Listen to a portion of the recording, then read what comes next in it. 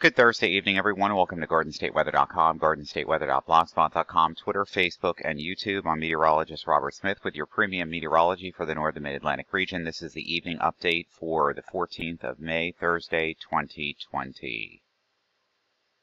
Checking in with the National Severe Storms Weather Browser here from iWeatherNet.com. Here's our cold front here in Detroit. We can move this in, and we can zoom in now. We can zoom in. From Detroit, or just south of Detroit here through portions of Indiana here, we have showers and thunderstorms along a line with it, which is a cold front here. We've got some other showers and thunderstorms now getting into the Great Lakes and into southeastern Canada. We've got some of this precipitation now breaking out across central Pennsylvania, Altoona down to Hagerstown and Cumberland. Got a few discrete cells of showers and thunderstorms across Lexington, Kentucky, and portions of western Virginia. The other thing that stands out to me this afternoon is the convection that's been ongoing in this region, where we have a little bit of a flood warning here. I do believe this is a flood warning here. It's a flash flood warning for southeastern Hardin County in southeastern Texas and northeastern Jefferson County in southeastern Texas over the next couple of hours. Indicating some very heavy rain, indicating thunderstorms producing heavy rain. Between 2 to 4 inches of rain has already fallen in these areas, and there's a discrete thunderstorms here across the Mississippi River Valley down into the bayou here, and offshore of Galveston as well. Other things that stand out, again, we have this disturbance here over the Florida Straits, which is expected to become a storm. Subtropical nature or tropical nature, and we're going to get into that. In the meantime, it's quite cloudy, and there's been quite a lot of rain around the Keys and thunderstorms with wind damage here. We can see that. We've got some Boca Chica Channel 40-mile-per-hour wind gusts here in the last couple of hours, and also thunderstorm wind gusts up to 53 miles an hour offshore here of the Florida Keys as well, just into the Gulf area. So it's raining in Fort Lauderdale, Pompano Beach and Palm Beach. It's cloudy and some light showers are getting in here. Also stretching into Nassau and the Bahamas here. So we're monitoring this. We'll take a look at that in the National Hurricane Center's update in a moment.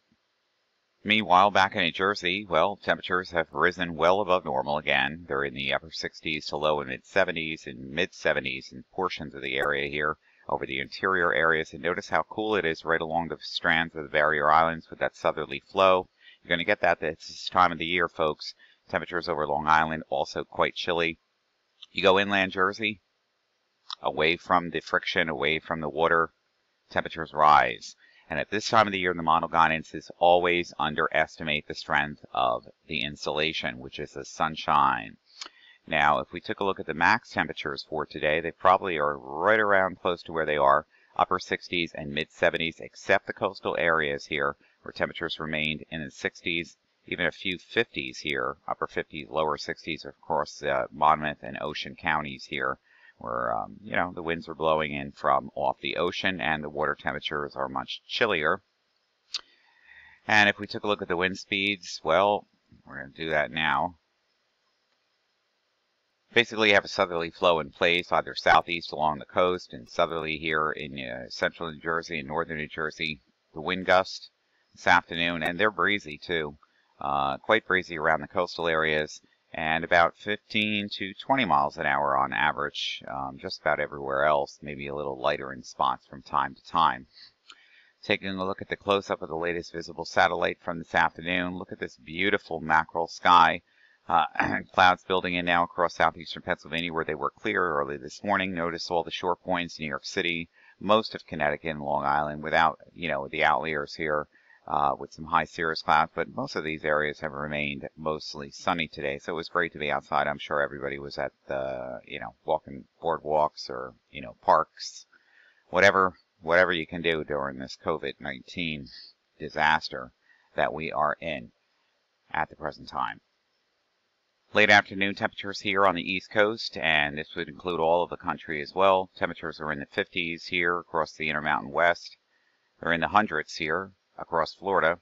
Not Florida, actually, upper 80s and low 90s here.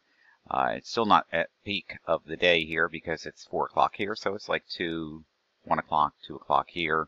These temperatures are going to rise in the next couple of hours still, but it's plenty warm. Where it's warm, it's warm.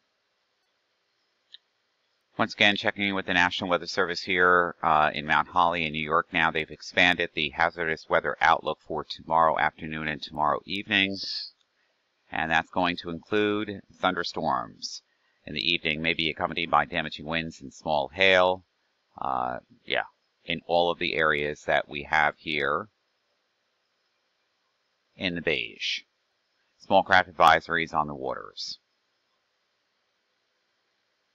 Checking in with the National Hurricane Center this afternoon as of 2:40 Eastern Daylight Time. Trough low pressure over the Straits of Florida we discussed is producing a large area of clouds and thunderstorms.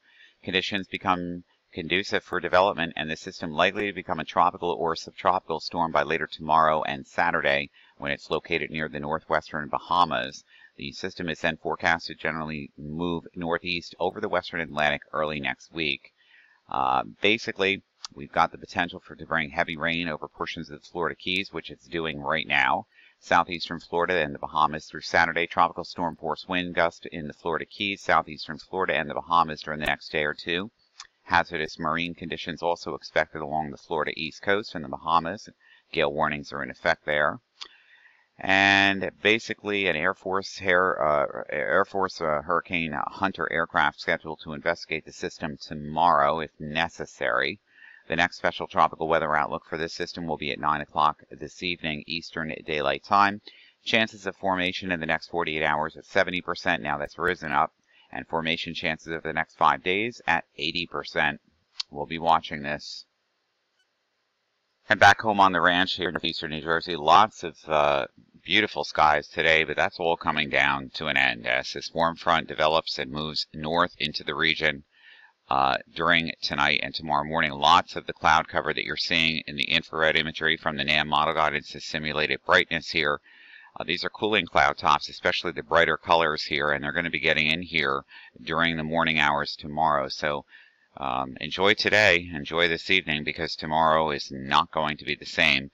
But I do have to tell you that by morning, as the warm front lifts through the area, there's going to be a lot of clearing around the area, and temperatures are going to get into the 80s. But I stress I see no records here. I do not see any records, so it's happened before. We are in the middle of May, so it's not improbable to have temperatures in the 80s in the metro areas like Newark, Trenton, Philadelphia, outside of New York City, and again, except the coastal areas with the onshore flow and southerly flow, you're not going to get that at this time of the year. Here comes the cold front now, and we can see the clouds building back into the area tomorrow afternoon and tomorrow evening. And here, the front's going to come through here with some showers and thunderstorms located on it. Now, it's a time of day when they're coming through. So they're coming through late tomorrow afternoon and tomorrow evening, mostly in the evening and overnight hours. So if that is the case, according to the latest model guidance here, then, Cape values and everything are going to be not as strong. But discrete cells are still possible, and showers and thunderstorms are possible in these areas. And again, we'll be monitoring all of this throughout the day. And then, as we get into Saturday afternoon, skies begin to finally clear out as the front stalls just to the south of the area. Skies clear out on Saturday. And then again, now we wait for the next storm system along the warm front and another wave of low pressure coming in from the west to inflect our area with more precipitation and troubled times as we head into Monday, Sunday night, and Monday. Looking at the composite reflectivity forecast again, there could be some showers around the area tomorrow morning, as the warm front makes its way north through the Hudson River Valley, northeastern Pennsylvania, northern New Jersey, and then skies break for sunshine. So tomorrow's going to get into the 80s, but look at the convection that's building in near a linear line ahead of the cold front here through the Hudson Valley area, from Boston to Albany to Pittsburgh to Cleveland to Cincinnati to Louisville. That line is going to sink south. And by the time we get into very late Friday night, early Saturday morning, that's when some of these thunderstorms are going to come through. Now, again, the time of the day is not really the best for, available potential energy, but the idea here is that you can still get some heavy downpours in this. And then the front just kind of dissolves itself, becomes nearly stationary. as we get into Sunday, and we find some leftover vestiges of showers around Roanoke and Richmond, and the next precipitation event on its way. Precipitable water vapor in the atmosphere is increasing on a south to southwest flow across the area through the period. So, we've got, available moisture at 1.2, 1.6. And by the time we get close to Saturday in the morning here, we've got precipitable water values approaching 1.6 to 2 inches in spots. So any downpours that come down, they're going to be pretty potent. Pretty potent. Now, we looked at the total precipitation that we're forecasting here. The latest afternoon model is still running, so it's not completed up to 60 hours. But you can see still, it could pick up a 1/2 of an inch to 3/4 of an inch of rain in spots with these thunderstorms over the New Jersey, New York City metro areas. Possibly even more than that across the Hudson River Valley area into Connecticut. It's funny because most of the Cape values where, you're in daytime insolation and sunshine are at their highest when there's no precipitation around. And then by the time you get the precipitation coming in, the Cape values just drop off. HRR model looks like this. So some of the precipitation getting into northern New Jersey here tonight, tomorrow morning in the Hudson River Valley area, scattered about. A few isolated downpours here could be possible. From the Hudson River Valley into northwestern New Jersey into Philadelphia, the I-95 corridor. And then, of course, we wait for the cold front to come through. Hudson River Valley gets destabilized early in the afternoon, and they heat up very quickly, and they can be discrete pop-up cells here from Albany down through New Haven and interior southeastern New York. We really wait for the cold front to get through here, and that's not really going to happen until we get into, let's say, midnight, early Saturday morning. That's where all the showers and thunderstorms get in here, but, that's the situation here is that downpours are possible, but the Cape values are not going to be there at that time, so, just some heavy downpours here, maybe some small hail. But this is not really the right time of the night or the early morning for this to be happening. If you really wanted strong thunderstorms in this area, it's not like they're not going to happen, but it doesn't look severe to me at this point, given this profile.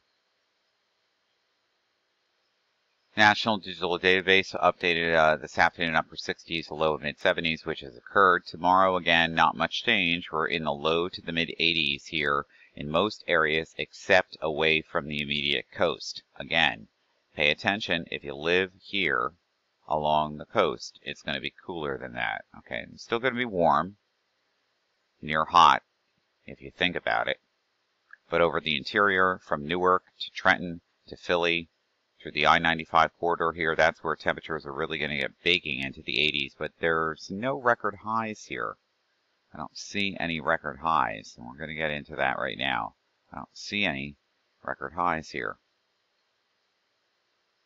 Was listening to some Lyle Lovett and also Roy Orbison and Mary Chapin Carpenter this afternoon under the sunshine outside.